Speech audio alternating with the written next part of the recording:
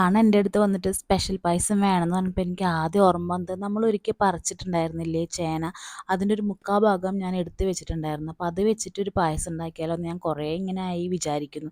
അപ്പോൾ ഞാൻ ഇടയ്ക്കൊക്കെ ഇങ്ങനെ അവളുടെ പറയാറുണ്ട് നമുക്ക് ചേന പായസം ഉണ്ടാക്കി കഴിക്കാമെന്നൊക്കെ.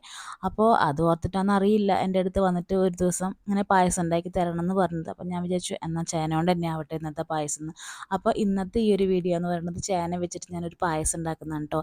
ഇതിന് ഞാൻ വേണ്ടുന്ന കുറച്ച് സാധനങ്ങളൊക്കെ നിങ്ങളുടെ അടുത്ത് പറയാം. അതിന് മുന്നേ എന്നെ പ്രാണ ഞാൻ പറഞ്ഞില്ലേ എൻ്റെ ഹെൽപ്പറാണിപ്പോൾ. അപ്പോൾ ഒരു തേങ്ങ പൊളിക്കാനുള്ള തത്രപ്പാടിലാണ് അവൾ. കുറേയൊക്കെ ട്രൈ ചെയ്യുന്നുണ്ടായിരുന്നു. പിന്നെ ഞാനും വിചാരിച്ചു ഡിസ്കറേജ് ചെയ്യുന്നത് ശരിയില്ലല്ലോ എന്ന് വെച്ചിട്ട് ഞങ്ങൾ തേങ്ങയൊക്കെ പൊളിച്ച് കുറച്ച് പാലൊക്കെ എടുത്ത് വെച്ചു കേട്ടോ. അങ്ങനെ ആദ്യം തന്നെ നമ്മൾ ചേന ഉരുളിയിൽ ആദ്യം വേവിക്കാൻ വെച്ചു. വെന്തതിന് ശേഷം നമ്മൾ ഇതിലേക്ക് ശർക്കര ഒഴിച്ചിട്ട് ശർക്കരയിൽ നല്ലതുപോലെ വരട്ടിയെടുക്കുകയാണ് കേട്ടോ ചെയ്യുന്നത്. അങ്ങനെ നമ്മൾ ചേനയും ശർക്കരയും ഈ ഒരു പരിവാകുമ്പോൾ ഞാൻ ഇതിലേക്ക് ഇടുന്ന ഈ ഒരു സംഭവം എന്താണെന്ന് വെച്ച് കഴിഞ്ഞാൽ കുറച്ച് ഒരു പിടുത്തം അവിലും അതിൽ കൂടെ ഏലക്കായും പഞ്ചസാരയും ഒരുമിച്ചിട്ട് പൊടിച്ച ആ ഒരു പൊടിയാണ് കേട്ടോ ഇതിലേക്ക് ഇട്ട് കൊടുക്കുന്നത്. അതിന് ശേഷം അത് ഇട്ട് കഴിഞ്ഞാൽ നല്ലതുപോലെ ഒന്ന് കുറുകി വരും.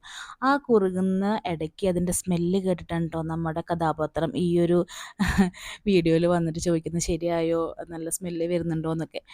അങ്ങനെ വന്ന് കുറച്ച് സമയം കഴിഞ്ഞപ്പോൾ ആളെന്നെ പറഞ്ഞു ഞാനത് ഇളക്കട്ടെ എന്ന് പറഞ്ഞപ്പോൾ ഞാൻ സ്ലാബിൽ കയറ്റി ഇരുത്തിയിട്ട് അവളാണ് ഇളക്കുന്നത്. ഇതിൽ ഞാൻ കുറച്ച് തേങ്ങാപ്പാലും പിന്നെ ഞാൻ കടയിൽ നിന്ന് വാങ്ങിയ ഒരു പാക്കറ്റ് കോക്കനട്ട് മിൽക്കുമാണ് കേട്ടോ യൂസ് ചെയ്തിട്ടുണ്ടായിരുന്നത്.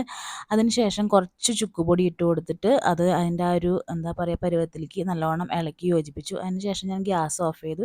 എന്നതിന് ശേഷം നമ്മൾ ആദ്യം തേങ്ങ പൊളിച്ച് വെച്ചിട്ടുണ്ടായിരുന്നില്ലേ അതിൻ്റെ ഫ്രഷ് പാലെടുത്തിട്ട് ഞാൻ ജസ്റ്റ് ഒഴിച്ച് ഒന്ന് എന്താ പറയുക ഇളക്കി സെറ്റ് ചെയ്ത് കൊടുത്തു കേട്ടോ. ഇതോടുകൂടിയിട്ട് നമ്മുടെ പായസത്തിൻ്റെ മുക്കാൽ ഭാഗം പണിയും കഴിഞ്ഞു. ഇനി അതിലേക്ക് നമുക്ക് അണ്ടിപ്പരിപ്പും മുന്തിരിയും വറുത്തിടുക എന്നുള്ള ഒരു പരിപാടിയാണുള്ളൂ. അത് കഴിഞ്ഞാൽ നമുക്കിത് ഉപയോഗിക്കാം കേട്ടോ.